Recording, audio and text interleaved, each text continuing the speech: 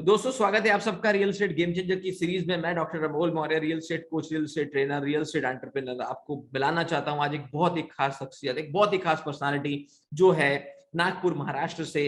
हाँ दोस्तों, रघुकुल construction private limited के मैनेजिंग डायरेक्टर दिलीप भरडे सर आज आपके साथ हैं। एक ऐसे व्यक्ति जिन्होंने पिछले 25 साल 24 से 25 साल से रियल एस्टेट इंडस्ट्री में 1998 में इन्होंने अपनी कंपनी को शुरू किया। 50 प्लस सक्सेसफुल प्रोजेक्ट्स इन्होंने बनाए। लेकिन उससे भी इंपॉर्टेंट ये है कि आज का ये इंटरव्यू आपके लिए ऑफलाइन इंटरव्यू होने वाला है। ये खुद हमारे ऑफिस में आए हैं और ऑफलाइन हम दोनों बात करने वाले हैं, जिससे आपको बहुत सारी रियल एस्टेट की चीजें प्रैक्टिकली समझने वाली है। और जो 50 प्लस प्रोजेक्ट मैंने इनके बताए, ये प्रोजेक्ट है नागपुर के सबसे टॉप और प्राइम एरियाज में। हाँ दोस्तों, अगर आप नागपुर को थोड़ा भी जानते हैं तो Ramdaspeth, Dharampeth, Congress Nagar, Dhantoli, civil lines, medical square, सब अच्छे लोकेशंस पे, शिवाजी नगर, सब अच्छे लोकेशंस पे इनके प्रोजेक्ट्स हैं। और ये पिछले 24 सालों से नागपुर की जनता के लिए एक बहुत ही अच्छा खुशियों का घर बनाते हुए आ रहे हैं। ये एग्जीक्यूटिव बॉडी मेंबर भी है क्रेडाई नागपुर के। और इनकी story inside success and enterprise world, ये दो इंपॉर्टेंट मैगजीन्स में कवर हुई है। तो आज एक ऐसी शख्सियत, एक ऐसी पर्सनालिटी हम आपके सामने लेकर आए हैं जिन्होंने नागपुर की जनता के लिए, नागपुर महाराष्ट्र में बहुत अच्छा रियल एस्टेट का काम किया है। एक ऐसे रियल एस्टेट सीईओ जो अपने प्रैक्टिकल एक्सपीरियंस को आपके साथ शेयर करेंगे, ताकि आप भी अपने सिटी में एक बहुत अच्छी रियल एस्टेट सक्सेस स्टोरी अपने हाथों से निर्माण कर सके। और जैसा कि आप सब जानते हैं कि हमारा मिशन है कि आने वाले 10 साल में कम से कम 1 लाख रियल एस्टेट एंटरप्रेन्योर्स को ट्रेन करना है, एम्पावर करना है, और ये प्रैक्टिकल नॉलेज 50 सीईओ का देश के हर व्यक्ति तक पहुंचाना है। तो चलिए शुरू करते हैं real estate game changer series का ये इंटरव्यू। तो मैं स्वागत करता हूं सर आपका, दिलीप भरडे सर, नमस्ते। हमारे रियल एस्टेट गेम चेंजर। नमस्ते सर, हेलो। सबसे पहला सवाल, और उसके पहले मैं तहे दिल से धन्यवाद देना चाहूंगा कि आप इतना कीमती समय निकालकर आज हमारे ऑडियंस के साथ इंटरैक्ट करने वाले हैं। Hello everybody. सर, मेरा पहला सवाल आपसे ये है, तो सर रघुकुल कंस्ट्रक्शन प्राइवेट लिमिटेड इतनी बड़ी कंपनी आपने खड़ा किया, इतने अच्छे प्रोजेक्ट्स बनाए, मैं बस यही जानना चाहता हूं, हमारी ऑडियंस जानना चाहती है कि एज अ मैनेजिंग डायरेक्टर आपकी जर्नी शुरू कैसे हुई, from school life to college life, कैसे आप रियल एस्टेट में आए, कैसे ये जर्नी शुरू हुई, थोड़ा वो बताइए। ये तो जब मैं सोचता हूँ ना, तो it's a surprise for me also. Okay. क्योंकि I am hailing from very small and middle class family. और शुरुआत जो हमारी हुई वो एक इंजीनियरिंग किया मैंने, उसके बाद हाउसिंग बोर्ड में जॉब किया कुछ साल। उसके बाद मैंने इरिगेशन डिपार्टमेंट में जॉब किया। लेकिन ये सब जॉब करते हुए ऐसा ख्याल में आया कि यहाँ पर एक तो इंटेलिजेंस की कोई वैल्यू नहीं है, और दूसरा प्रमोशंस के वगैरह कोई चांसेस नहीं थे because of various reasons that government policies and all that. तो मैंने सोचा कि अपना खुद का कुछ किया जाए, तो फिर छोटे मोटे कुछ काम शुरू किए। बाद में हमारा फ्रेंड सर्कल था, उसमें हमारे एक बहुत अच्छे दोस्त थे आशुतोष शेवाड़कर, जिनके साथ हमारा बहुत अच्छा इंटरेक्शन रहा कई साल। और he was the first person to enter into real estate from our group. तो उनके साथ हमने काफ़ी काम किया, और ये करते करते उन्होंने मेरा काफ़ी मॉरल बिल्डअप किया कि इंडिविजुअली ये काम शुरू किया जाए करके। नहीं तो मेरा मॉरल इतना अच्छा नहीं था कि मैं इंडिविजुअली काम करूं, लेकिन मैंने इंडिविजुअली काम करने का जो एक मॉरल रहता है वो उन्होंने काफ़ी अच्छे से मेरा बिल्डअप करा दिया। तो I am always thankful to him. मैंने जहाँ जहाँ पर भी ऐसा कोई आता है तो I always use to mention his name कि because of him yes I got into this with a moral that it should be done individually. Super. हाँ, तो वहाँ से 1988 में मैं जॉब करते हुए सब काम शुरू किया था। पहले एक प्रोप्राइटरशिप फर्म थी मेरे मदर के नाम से, नलिनी भराड़े। उसके बाद में मेरे अंकल नागपुर में आए बम्बई से रिटायर होके, तो मेरे अंकल मदर, उनकी एक पार्टनरशिप फर्म थी वो बनाई। उसके बाद मेरी वाइफ उसको ज्वाइन की, अंजना भराड़े। उसके बाद में पार्टनरशिप फर्म हमारी कई साल चली। फिर 2010 में हमने प्राइवेट लिमिटेड कंपनी बनाए। और बीच मीनवाइल हमारे काफ़ी प्रोजेक्ट चलते रहे, एक दो प्रोजेक्ट ऐसा करते करते हमने काफ़ी प्रोजेक्ट बनाए। Then we change the constitution of the firm, it has become private limited company in 2010। और मैं उसमें मैनेजिंग डायरेक्टर करके काम कर रहा हूँ। मेरी wife is another director, my uncle is also another director. तो दोस्तों, मैं आपको बताना चाहूंगा सबसे अच्छी चीज जो निकल कर आई है कि सर के एक फ्रेंड थे जो ऑलरेडी इस रियल एस्टेट फील्ड में थे, उन्होंने उनको इंस्पायर किया, इन्होंने जॉब किया, पर इन्हें ऐसा लगा कि जॉब में इनकी क्रिएटिविटी, इनके पोटेंशियल का सही यूज नहीं हो रहा है। फिर इन्हें लगा कि इसमें ग्रोथ की अपॉर्चुनिटीज भी कम है, और फिर इनके फ्रेंड ने इन्हें इंस्पायर किया और इन्होंने अपनी जर्नी को रियल एस्टेट की फॉलो किया। चलिए सेकंड सवाल मैं पूछना चाहूंगा। रघुकुल कंस्ट्रक्शन प्राइवेट लिमिटेड आज एक बहुत बड़ा नाम है, लेकिन ये जो भी हमने देखा ये तो इंटरनेट पे गूगल पे हम जानते हैं। हम आपसे जानना चाहते हैं कि रघुकुल कंस्ट्रक्शन के अभी कितने प्रोजेक्ट्स चल रहे हैं, कितने हुए, तो वो डिटेल लोग जानना चाहते हैं। हमारे करीब करीब अभी 50 प्रोजेक्ट पूरे हो रहे हैं सिटी में, और वेरियस लोकेशंस में है। जैसे प्रताप नगर से लेकर हनुमान नगर तक, फिर शिवाजी नगर, कांग्रेस नगर, धनतौली, सोमलवाड़ा, इन सभी एरिया में हमारे काफ़ी, खरे टाउन में है, काफ़ी बड़े प्रोजेक्ट है हमारे, काफ़ी छोटे भी प्रोजेक्ट है, ऐसा नहीं है। और we try to cater each and every segment of the society. ऐसा कुछ नहीं है कि हम केवल लग्जरियस ही बनाएंगे या एकदम छोटे ही बनाएंगे। और मैं एक देखा हूँ, ये ह्यूमन टेंडेंसी है कि आज जो इंसान एक छोटा फ्लैट लेता है, मे बी 5 साल के बाद में उसको ऐसा लगता है कि नहीं, अपना भी थोड़ा एक बड़ा घर होना चाहिए। तो ये मुझे बड़ा अच्छा लगता है जब मैं ये कहता हूँ कि मेरे पास ऐसे लोग हैं जिन्होंने 5-5 फ्लैट लिए हैं। अरे वाह! यानी रिपीट क्लाइंटल हमारे यहाँ बहुत ज़्यादा है। तो ये एक हमारी बहुत कहूँगा कि उपलब्धि है हमारी। May be it's always a God's grace कि हम ऐसा, हमारी उपलब्धि रहने से मैं बोलूँगा कि ये गॉड्स ग्रेस है कि हमारे पर लोग इतना विश्वास रखते हैं। Thank you so much sir. दोस्तों, मैं आपको बताना चाहूंगा, रियल एस्टेट की फील्ड में रिपीट कस्टमर होना सबसे बड़ी बात है। जब आप एथिकल होते हैं, ट्रांसपेरेंट होते हैं, ऑनेस्ट होते हैं, अच्छा काम करते हैं, रिपीट कस्टमर्स आपके पास आते हैं। और दूसरी सबसे अच्छी चीज, जैसा आपको पता चला कि इनके बहुत सारे लोगों ने मिलकर इनके साथ धीरे धीरे कंपनी, पहले सोल प्रोप्राइटर, फिर नॉर्मल लेवल पे, फिर प्राइवेट लिमिटेड कंपनी, ये ग्रोथ आपको दिख पाई क्योंकि क्वालिटी और रिपीट कस्टमर हमेशा इनके पास थे। थोड़ा सा आगे बढ़ते हैं, मैं बात करना चाहूंगा कि लीडरशिप स्ट्रैटेजी क्या रही है आपकी? इतने दिनों में आपने इतने सारे प्रोजेक्ट्स टॉप लोकेशंस में, और हाँ, अगर आप नागपुर विदर्भ को जानते हैं कि इंडिया में कहाँ है, ये सेंटर ऑफ सिटी, पूरे देश का सेंटर माना जाता है नागपुर, और वहाँ के टॉप लोकेशंस पे इनके प्रोजेक्ट है जो विदर्भ महाराष्ट्र में आता है। तो मैं ये बताना चाहूँगा और सर से ये पूछना भी चाहूँगा कि ये सब करने के पीछे क्या आपका लीडरशिप स्ट्रैटेजी क्या रही? लीडरशिप स्ट्रैटेजी है नहीं, ऐसा कोई स्पेसिफिक बताना बड़ा मुश्किल है, लेकिन वो होते गया। अच्छा। और क्या है कि मैं हमेशा बोलता हूँ कि इंसान को 2 आँखें हैं लेकिन तीसरी भी आँख है। अच्छा। तो while you work and you work sincerely with 100% devotion and involvement, तो वो तीसरी आँख जो है ना, वो अनजाने में खुल जाती है। और then you start getting the things inside, और सबकॉन्शियस लेवल पे एक इंसान की ग्रोथ होते रहती है, और फिर वो अपने को डायरेक्ट करती है कि अपने कैसा जाना है, किस तरह से जाना है, इसमें क्या करना है, उसमें क्या करना है। इसी हिसाब से वो लीडरशिप क्वालिटी आती गई। और नंबर 1 ऐसा है कि I try to be human being, may it be a purchaser, may it be a land owner, may it be my colleague, जो भी मेरे पास में आता है पहले वो इंसान है मेरे लिए, उसके बाद बाकी सब चीज़ें हैं। तो ये सब चीज़ों के कारण वो एक, आप उसको लीडरशिप का नाम दे सकते हो, बट बेसिक क्वालिटी जो है वो यही है कि जिसके कारण जो भी आज है हम लोग हैं। दोस्तों, मैं आपको बताना चाहूंगा, इतनी बड़ी बात इन्होंने इतने कम शब्दों में कह दी कि जब आप डेडिकेशन के साथ, ऑनेस्टी के साथ लोगों को सर्व करने के पर्पस से काम करते हैं, आपकी तीसरी आंख भी खुल जाती है और सबकॉन्शियस लेवल पे आपकी ग्रोथ बढ़ते रहती है। ये तभी होता है जब ह्यूमन लेवल पे आप लोगों के साथ डील करते हैं। तो बहुत ही ज़्यादा मैं खुशनसीब महसूस कर रहा हूँ कि इतना अच्छा इंटरव्यू हम आप तक लेकर आ रहे हैं, एक प्रैक्टिकल व्यक्ति के द्वारा जिन्होंने अपने कर्मों से ये प्रूव किया है कि कितने अच्छे तरीके से नागपुर के लोगों को उन्होंने इतने अच्छे खुशियों की चाबी, इतने अच्छे घर दिए। सर, मैं नेक्स्ट सवाल आपसे ये पूछना चाहूंगा कि आपका इंस्पिरेशन, आपके मेंटर, आपके आइडल कौन है? इतनी अच्छी फिलॉसॉफीज, इतनी अच्छी चीजें लोगों तक पहुंचाना और इतने अच्छे प्रोडक्ट देने के पीछे कौन है जिन्हें आप बहुत मानते हैं as a senior, as a mentor या एज अ आइडल? एक तो मेरे फादर मदर, ओके, नंबर 1। मेरी wife, okay, she is always supportive. मेरे अंकल, मेरे फैमिली मेंबर हो गए हमारे। देन JRD टाटा इज, इनको मैं बहुत मानता हूँ, यानी he is a idol for me. Industry में इंसान ने कैसा होना चाहिए, ये JRD से सीखना चाहिए। देखिए, हम क्या करते हैं, छोटा सा कुछ हम अचीव कर लेते हैं तो हमको लगता है कि हमने सब दुनिया अपने कब्जे में कर ली है। It is never like that. मेरा हमेशा सोच रहा है कि जब भी हम कुछ लगता है कि हमको कुछ मिला है तो अपन ने अपने ऊपर वालों से देखना चाहिए कि हमको बहुत सारा और अचीव करने के लिए दुनिया में है। It is not the end of the world. Yes. और जब हमको लगता है कि हमको कम मिला है तो हमने अपने नीचे वालों से देखना चाहिए कि भाई इनके पास क्या है, तो we should be happy with that. तो ये आइडियोलॉजी के साथ अगर हम काम करते हैं तो मेरे ख्याल से at no point of time we should feel कि हमने बहुत ज़्यादा कुछ कर लिया है करके। क्या बात, क्योंकि ज़िंदगी में क्या है, बहुत बड़ी चीज़ें हैं करने के लिए, स्काई इज़ द लिमिट। हम कर नहीं सकते, इतना काम है ज़िंदगी में, और अच्छी ढंग से करना चाहेंगे तो और डिफ़िकल्ट है। तो अपने सब प्रिंसिपल्स, अपनी ऑनेस्टी, अपने सब डेडिकेशन, ये सब रखने, अपनी टीम संभाल के काम करने के लिए आपको एक इंसान को इंसान करके रह के और ग्राउंड लेवल पर रह के काम करना चाहिए, ऐसा मुझे हमेशा लगता है। और JRD Tata is the best example of this.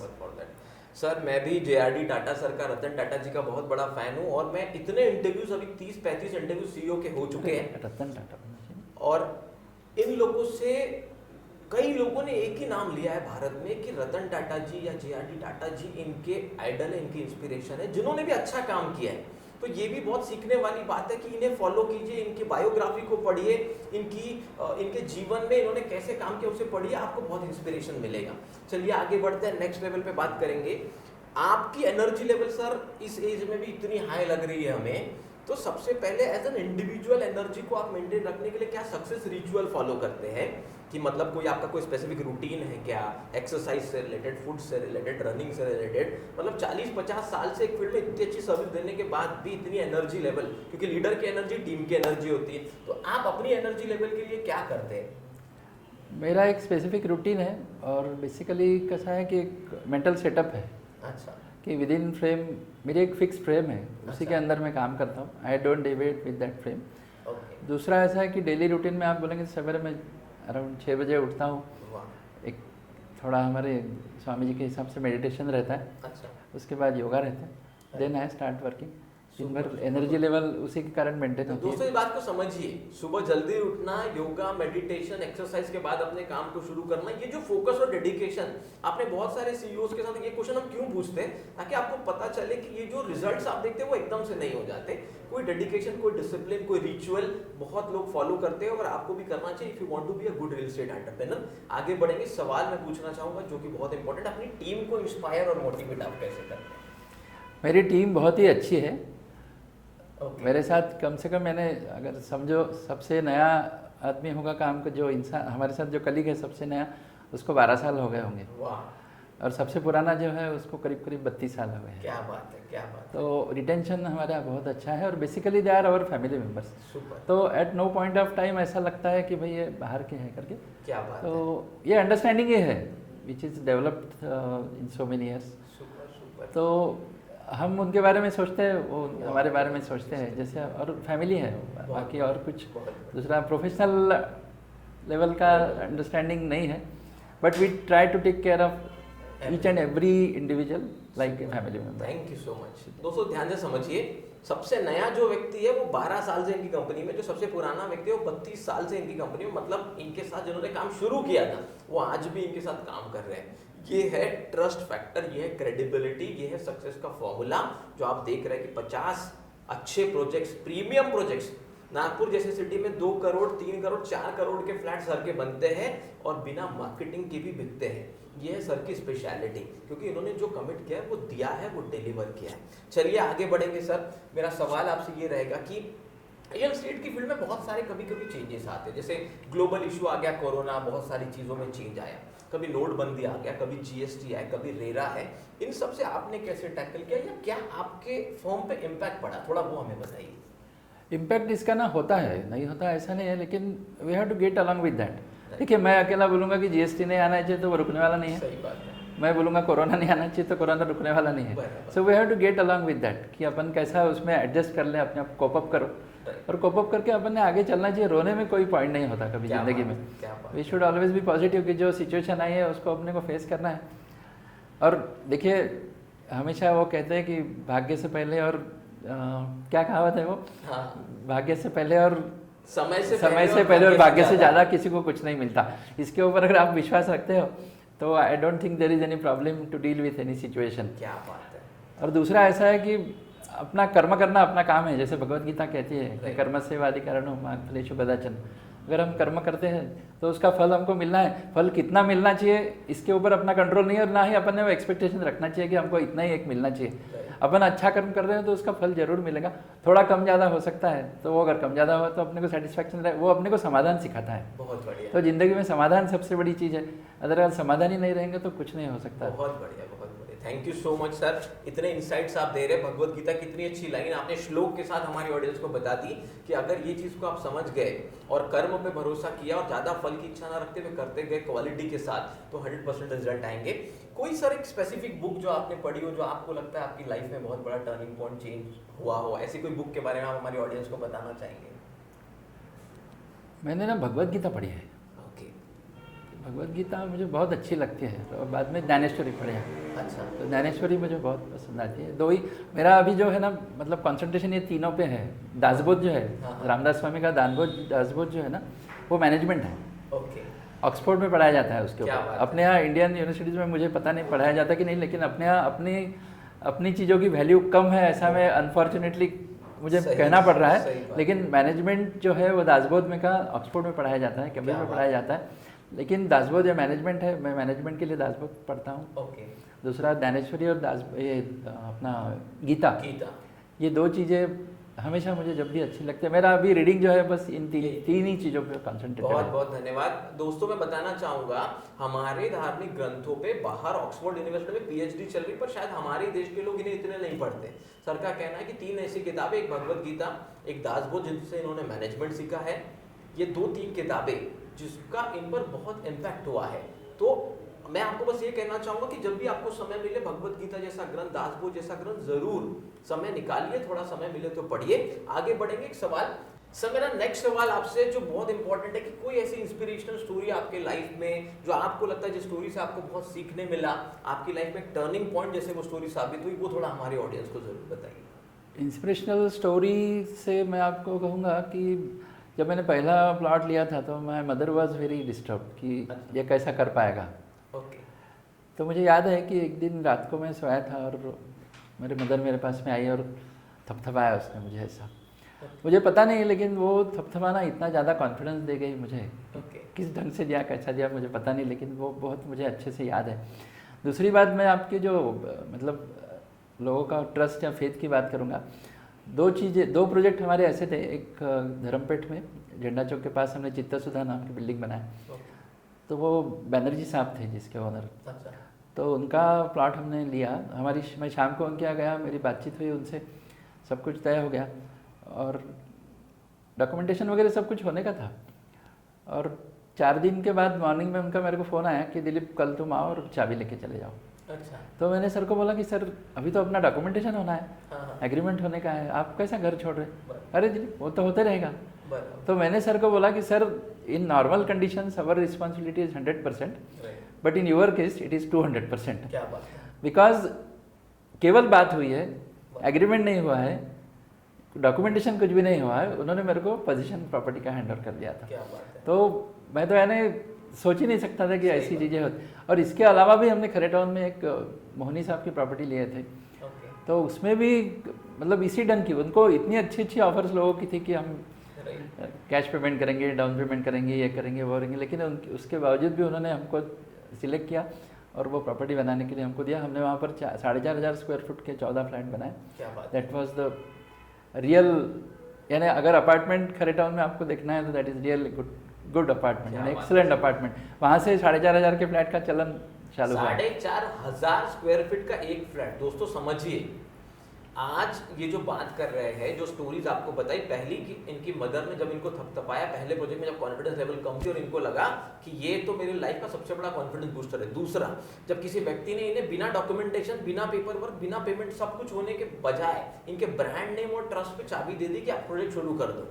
ये बहुत कम लोगों के साथ होता है। That is trust, that is the brand what you build in a real sense in real estate. Thank you so much sir, इतने डीपर लेवल पे हमें ये सब चीजें बताने के लिए। थोड़ा सा रियल स्टेट के अब टेक्निकल बातों पे जाएंगे कि मार्केटिंग का आपके हिसाब से रियल स्टेट में क्या रोल है और आप कैसे मार्केटिंग पे ध्यान देते हैं? मैं मार्केटिंग के लिए बहुत कुछ करता ही नहीं हूँ। अच्छा। मैं आपको बताता हूँ कि एक एडवर्टाइजमेंट मैंने लास्ट दिया था 1992 में। 1992 हाँ, में? उसके बाद कहीं पर मैंने एडवर्टाइजमेंट नहीं किया है। अच्छा। और सबसे बड़ा हमारा अगर एडवर्टाइजमेंट का टूल होगा तो माउथ पब्लिसिटी है। अच्छा। जो लोग हमारे यहाँ फ्लैट्स लेते हैं, जो लोग हमको प्लॉट देते हैं डेवलप करने के लिए, they are our best canvases. उन्हीं के थ्रू हमारे यहाँ जो भी बुकिंग आता है सब उन्हीं के थ्रू आता है। टचवुड आज तक वैसा ही चला है और इट्स गॉड्स ग्रेस ऑलवेज। दूसरा, मैं और एक चीज़ आपको बताना चाहूँगा कि हम लोग हमेशा इस विचारधारा से चलते हैं कि फ्लैट में रहने वाला इंसान है, आज वो 25-30 लाख का, 40 लाख का फ्लैट ले रहा है या 4 करोड़ का फ्लैट ले रहा है, बट द ह्यूमन वैल्यू जो है वो हर एक की एक है। तो हम लोग स्पेसिफिकेशंस के मायने में, जहाँ तक सैनिटरी फिटिंग है, वायर्स है, स्विचेस है या क्वालिटी वर्क है, ये अच्छे लोकेशन पे भी वही देते हैं, जो हम थोड़ा डिस्टेंट लोकेशन भी वही देते हैं। तो ह्यूमन वैल्यू हम अच्छे से अंडरस्टैंड करके वही चीज़ों को हम प्रोवाइड करने की कोशिश करते हैं। उससे कारण होता क्या है कि सेटिस्फेक्शन लेवल जो बायर की है ना, वो बहुत अच्छी रहती है। तीसरा, मैं हमेशा ये सोचता हूँ कि घर एक ऐसी चीज़ है जिसमें इंसान की बहुत ज़्यादा इन्वॉल्वमेंट रहती है। 3 पीढ़ियों की इन्वॉल्वमेंट रहती है। एक जो हस्बैंड वाइफ खरीदते हैं, उनके फादर मदर और उनके बच्चे। एकदम सही। तो मैं हमेशा सोचता हूँ कि जब एक आधा रोड खराब होगा ना, तो उसके ऊपर गाड़ी जाती है तो इंसान सोचता है अरे यार गाड़ी खराब हो गई, ये रोड खराब बना है, बहुत धक्के लग रहे हैं, 10 मिनट के बाद अच्छा आ जाता है, भूल जाता है। लेकिन होता क्या है कि जब अपने घर में इंसान थक के जाता है रोज शाम को, और उसको अगर कुछ प्रॉब्लम घर के बारे में लगता है तो रोज अपने को कर्ज करता है। एकदम सही बात। तो वो कर्ज हमको नहीं चाहिए, we try to avoid that thing. तो उसमें होता कैसा है कि वो जब हमको मतलब अंदर से जो हमको ब्लेसिंग्स उनके मिलते हैं ना अच्छे काम के, वो सब हमको ये फल देते हैं कि भाई उनका जो आशीर्वाद हमको मिलता है, उनकी जो सेटिस्फेक्शन लेवल रहती है, they are our best canvassers, they become our brand ambassador, और वो हमारे लिए काम करते हैं और उसी के कारण हमारे ये सब। Thank you sir, thank you so much. दोस्तों बताना चाहूंगा, इसको थोड़ा ध्यान से समझिए। मैंने पूछा मार्केटिंग का क्या रोल है, क्या आप करते हैं, इन्होंने कहा 1992 से अभी तक कोई ऐड नहीं की। जब आप अच्छा काम करते हैं, आपका प्रोडक्ट बोलता है, जब आपका प्रोडक्ट बोलता है, आपके कस्टमर आपके ब्रांड एम्बेसडर बन जाते हैं। ये रियल एस्टेट की नंबर 1 मार्केटिंग स्ट्रैटेजी, जो आप कमिट करें उसे बनाइए। लोग घर में रह रहे हैं, और जैसा इन्होंने बताया कि रोड में गड्ढा हो हम 10 मिनट बाद भूल जाते हैं, लेकिन अगर घर में कोई परेशानी हो तो जिंदगी भर वो आदमी आपको कर्ज करता है, आपको बद्दुआ देता है। और जब घर बहुत अच्छा हो तो आपको दुआएं देता है। जब आप दुआएं ज्यादा लेंगे तो आपका दुआओं का जो वेट है वो बढ़ता जाएगा, आपको सफलता सबकॉन्शियस लेवल पे तीसरी आंखों से जो सर ने बताया था वो अपने आप मिलने लगेगी। एक अच्छे सफल बिल्डर बनना चाहते हैं, अपने कस्टमर के बारे में सोचिए। आगे बढ़ेंगे, सेल्स की बात करेंगे। सर सेल्स का मॉडल कैसा आप है, मतलब आपके एम्प्लॉय सेल्स करते हैं, आपके लिए चैनल पार्टनर्स भी सेल करते हैं, कि हाइब्रिड मॉडल है जिसमें एम्प्लॉय और चैनल पार्टनर भी आपके लिए काम करते हैं? नहीं, हमारे यहाँ एम्प्लॉयज है, everybody is a marketing person that. Okay. जो साइट इंजीनियर रहता है वो साइट पे इंक्वायरीज होती है, वो दिखाते हैं, वही दिखाते हैं, और बाकी फिर मेरे पास आते हैं। ओके। और पर्सनल लेवल पे काम होता है। समझ गए। हाँ। देखिए, क्योंकि ज्यादा मार्केटिंग नहीं है तो बहुत ज्यादा सेल्स की जरूरत नहीं है, क्योंकि प्रोडक्ट ही अपने आप में कितना बड़ा मार्केटिंग और सेल्स का टूल है जो अपने आप सेल्स हो जाती है, इसलिए एम्प्लॉय इनफ है। तो ये भी आप समझ सकते हैं कि अलग अलग बिजनेस मॉडल में कैसे कैसे रोल अलग अलग लोगों के होते हैं। चलिए थोड़ा आगे बढ़ेंगे सर, बात करेंगे। ये तो बात होगी मार्केटिंग की, बात होगी सेल्स की। आप ऑपरेशंस को इतने अच्छे से स्मूथ कैसे रखते हैं, कैसे मैनेज करते हैं? इतने सारे 3-4 बजे एक साथ चल रहे होते तो आपके ऑपरेशंस कैसे मैनेज होते हैं? ऑपरेशंस में कैसा है कि मैं मैक्सिमम तो हम आउटसोर्स कर देते हैं। लेबर वर्क जो है वो आउटसोर्स्ड है, हमारे पास 1 स्क्वायर फुट भी शटरिंग नहीं है। अच्छा। कोई टूल्स एंड प्लांट्स नहीं है। लेकिन आउटसोर्सिंग पे मेरा ज़्यादा भरोसा है। आउटसोर्सिंग में एजेंसी ढूंढते टाइम मैं वर्क के हिसाब से एजेंसी ये करता हूँ, डिसाइड करता हूँ कि कौन सी एजेंसी को कौन सा वर्क दिया जाए। और टचवुड एजेंसीज भी हमको सब अच्छी मिलती है, और we try to make their payment also in time.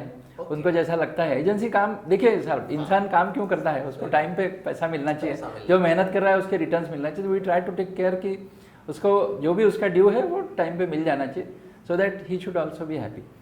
मैं आपको बताना चाहूँगा कि हमारे यहाँ जैसे दिवाली होती है हर साल में, जो दिवाली आती है तो दिवाली के 4 दिन पहले हम लोग सबका पेमेंट देके हम ख़त्म कर देते हैं कि जो लेबर है या कॉन्ट्रैक्टर है या जो भी एजेंसीज है वो अपनी भी दिवाली एंजॉय कर सके।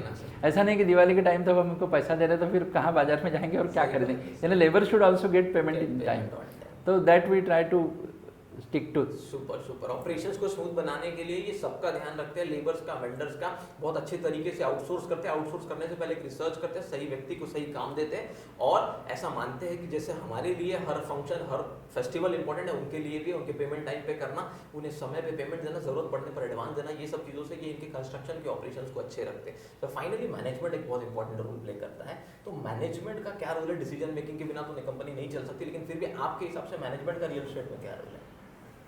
मैनेजमेंट का रोल ऐसा है कि सबका वेलबींग देखना सबसे बड़ी बात है, और एक प्रोजेक्ट जब चलते रहता है वो एक स्पेसिफिक स्टेज पे आने के बाद में दूसरे प्रोजेक्ट के लिए अपने को प्लान करना है, ये चीज़ अपने को देखना पड़ता है। और तीसरी इम्पॉर्टेंट चीज़ एग्जीक्यूशन मॉनिटर करना होता है। होता कैसा है कि हम लोग जब प्लानिंग करते हैं ना, तो हम प्लानिंग करते टाइम ये सोचते हैं कि ये घर में अपने को रहना है, तो अगर हम इस घर में रहेंगे तो वो कैसा रहेगा, भले छोटा बड़ा कुछ भी हो, लेकिन सर्कुलेशन की प्रॉब्लम नहीं होना चाहिए, लाइट वेंटिलेशन अच्छा होना चाहिए, ये सब चीज़ों की तरफ हम ध्यान देते हैं। तो होता क्या है कि वो सब एसिमिलेट हो जाता है, क्योंकि बिकॉज हम खुद वो प्लानिंग में इन्वॉल्व होते हैं उतने, तो वो एसिमिलेशन रहने के कारण कहीं पर भी कुछ अगर साइड पर से प्रॉब्लम आता है तो मुझे कॉल करते हैं, इंस्टेंटली मैं उनका डिसीजन दे सकता हूँ। तो ऐसा नहीं होता है कि अमुक ये कंसल्टेंट आएगा फिर वो डिसीजन देगा, ये बाहर वाला कोई आएगा, और तो वो चीज़ें नहीं होती है, उसके कारण एग्जीक्यूशन हमारा स्मूथली हो जाता है। चलिए बहुत बढ़िया सर। मेरा नेक्स्ट सवाल ये है कि रियल एस्टेट की फील्ड में आगे आपको क्या अपॉर्चुनिटीज दिखती है और क्या चैलेंजेस लगते हैं? अपॉर्चुनिटीज़ तो बहुत है, ये फील्ड यानी बहुत बड़ा फील्ड है, आप कितना भी काम करो इसमें कम ही है। लेकिन मैं हमेशा एक कहता हूँ कि अपनी एक लिमिट जो है अपनी ठहरा लेना चाहिए। यानी स्कोप बहुत है इसलिए आप करते चले जाएंगे तो it will and up with a mess, because इसमें मैनेजमेंट बहुत ज़्यादा है।